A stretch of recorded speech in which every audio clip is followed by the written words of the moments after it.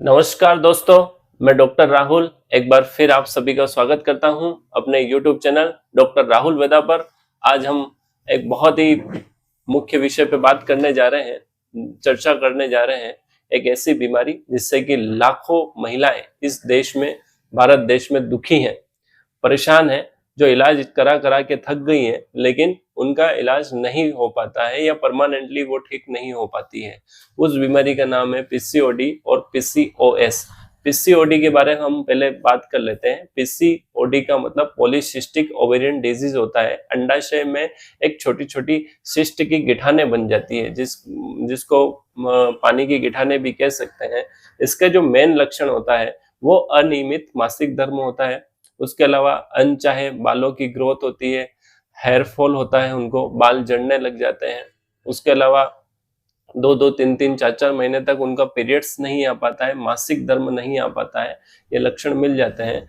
इसके अलावा इसके जो जो कारण है वो कि बहुत ज्यादा बाहर की चीजें, मिर्च मसालेदार चीजें खाने से और मानसिक तनाव लेने की वजह से, रात रात भर नींद नहीं निकलने की वजह से, बहुत सारे कारण हैं जो पीसीओडी के हैं। इसके अलावा जब पीसीओएस की बात हम करेंगे, पॉलीसिस्टिक ओवेरियन सिंड्रोम, यह सिंड्रोम एक मिश्रण है जो कि मेटाबॉलिक डिसऑर्डर के कारण होता है, इंसुलिन रेजिस्टेंट के कारण होता है, हार्मोनल इम्बैलेंस की वजह से होता है। बहुत ज्यादा जब हार्मोनल इम्बैलेंस होता है बॉडी में तो पीसीओएस के लक्षण दिखते हैं। उन लक्षणों में मेन ये है कि उनका ओव्यूलेशन नहीं हो पाता है, महिलाएं गर्भवती नहीं हो पाती है।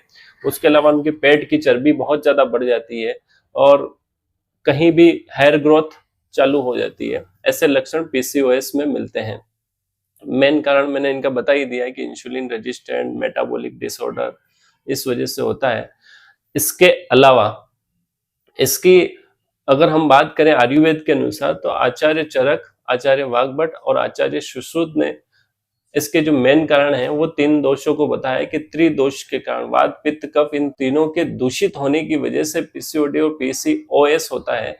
एक कारण उन्होंने ये बताया कि मासिक धर्म के दौरान, उन्होंने आचार्यों ने बहुत गहन मतलब उस पर बात करी थी कि मासिक धर्म के दौरान उन लोगों ने कहा था कि महिलाओं को किचन में नहीं जाना चाहिए। आजकल प्रचलन में है कि जब भी मासिक धर्म चालू होता है तो किचन में नहीं जाना चाहिए, लेकिन उसको धार्मिक परंपरा से जोड़ दिया गया। एक कारण यह भी था कि पीसीओडी में खाना जो होता है वो महिलाएं क्या है कि थक जाती है, उनको अत्यधिक रेस्ट की आवश्यकता होती है। तो एक कारण यह था कि किचन में जाने से मना करने का, कि उन महिलाओं को रेस्ट भी मिल जाएगा। दूसरा, पीसीओडी में खाना जो होता है उनका हेवी खाना बंद करके उनको मूंग की दाल का पानी, मूंग की दाल की सब्जी, इस तरीके की हल्की चीजें उनको देनी चाहिए, कुछ फल फ्रूट्स खिलाने चाहिए। लेकिन आज के टाइम में उल्टा होने लग गया है कि वो महिलाएं पिज्जा बर्गर वगैरह खाती है तो पीसीओडी और पीसीओएस होने के चांस ज्यादा रहते हैं। इसकी 3 औषधियां उन्होंने बताई है जिनका अगर नियमित रूप से सेवन करेंगे तो जीवन भर के लिए इस बीमारी से मुक्ति मिलने की संभावना रहेगी। पहली औषधि उन्होंने ये बताई है आचार्यों ने कि काशनार का जो पौधा होता है, जो नर्सरी में मिल जाता है और भी कहीं बहुत सारी जगह मिल जाता है, तो काशनार के पौधे की जो छाल होती है उस छाल का चूर्ण बनाना है। 1 चम्मच चूर्ण सुबह और 1 चम्मच चूर्ण शाम को, लगभग 5 ग्राम के आसपास गर्म पानी से नियमित सेवन करेंगे तो बहुत ही जल्दी इस बीमारी से निजात मिल जाएगी। इसके अलावा जो बहुत सारे आयुर्वेदिक मेडिकल हैं उन पे काशनार गूगल नाम की गोली मिल जाती है, तो 2-2 गोली खाना खाने के बाद गर्म पानी से सुबह शाम अगर उसका सेवन करेंगे तो भी आराम से इस बीमारी से निजात मिल जाएगी। कहीं कहीं काशनार कषाय नाम से भी कोई आयुर्वेदिक दवाएं मिल जाती है, उसको 3 ढक्कन को 1 कप गर्म पानी में अगर सुबह शाम खाली पेट उसका सेवन करेंगे तो इस बीमारी से आराम से निजात मिल जाएगी। दूसरी बहुत महान औषधि उन्होंने बताई है कि अशोक का जो पौधा होता है उसकी छाल, इसको सामान्य भाषा में जब अशोक की बात करते हैं तो हमारे इधर जो प्रचलित भाषा है उसमें उसको आशापाल का पौधा भी बोला जाता है।